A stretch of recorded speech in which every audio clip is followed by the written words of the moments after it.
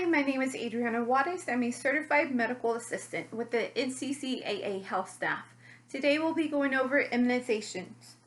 You'll gain a greater knowledge of the importance of all immunizations, recognize the immunization schedule, and recognize the two types of immunization exemptions.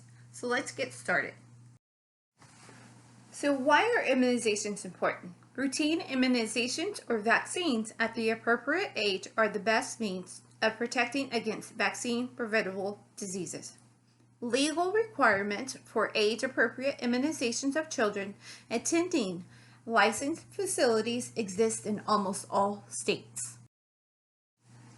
So what do vaccines protect against? Here are some samples of vaccine-preventable diseases like chickenpox, diphtheria, hepatitis A, polio, hepatitis B, measles, mumps, and pneumococcal. When to immunize, the CDC has a printable, parent-friendly immunization schedule. You can find it available on the CDC website. What age is the first immunization given? Birth. What kind of immunization is given? Hepatitis B.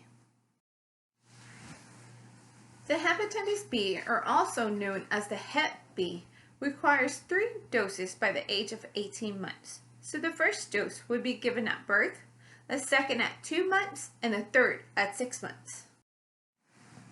The rotavirus, or also known as RV, requires 3 doses by the age of 6 months. So the first dose would be given at 2 months, the second at 4 months, the third at 6 months. The maximum age for the rotavirus is 8 months. If the child is older than 8 months, they will no longer be required to receive this vaccine.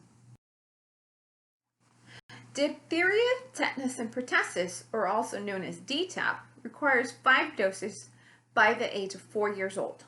So the first dose would be given at 2 months, the second at 4 months, the third at 6 months, the fourth at 15 months, and the final and 5th dose would be given at 4 years old. The hemophilic influenza type B, or also known as Hib, requires 4 doses by the age of 12 months. So the first dose would be given at 2 months, the second at 4 months, the third at 6 months, and the fourth and final dose at 12 months. The pneumococcal, or also known as PCV, requires 4 doses by the age of 12 months. The first dose is administered at 2 months, the second at 4 months, the third at 6 months, and the fourth dose and final dose at 12 months. The polio virus, or also known as IPV, requires 4 doses by the age of 4 years old. The first dose would be given at 2 months, the second at 4 months, the third at 6 months, and the fourth and final dose at 4 years old. Hepatitis A, or also known as Hep A, requires 2 doses between the ages of 12 months to 18 months. So the first dose would be administered at 12 months, and the second dose would be 6 months after the first dose, putting it at 18 months. The measles, mumps, and rubella, or MMR, requires 2 doses by the age of 4 years old. So the first dose would be at 12 months, and the second and final dose at 4 years. Varicella, or VAR, requires 2 doses also by the age of 4 years old. So the first dose would be at 12 months, and the second and final dose would be at 4 years old. The influenza or flu vaccine is optional and can be done annually. To stop the spread of the flu, it is a good idea to get the flu shot.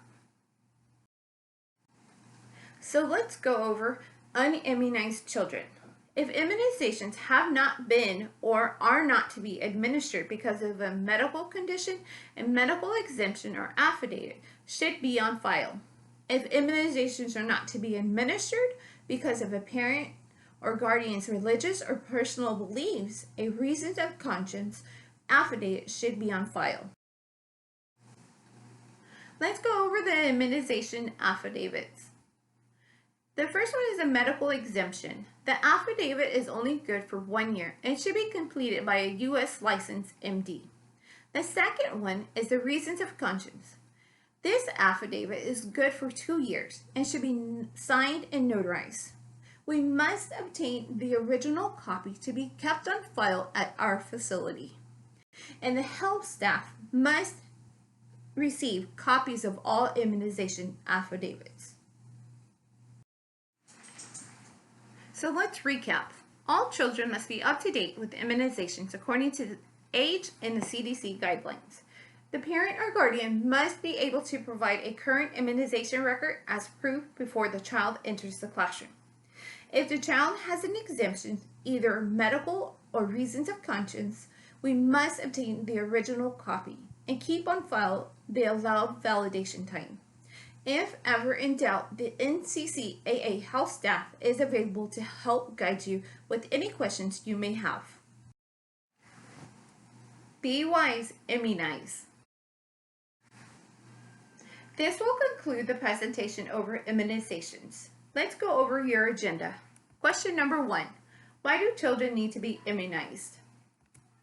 To help protect against vaccine-preventable diseases. Question number 2. Child must be current with their immunizations when they start school. True or false?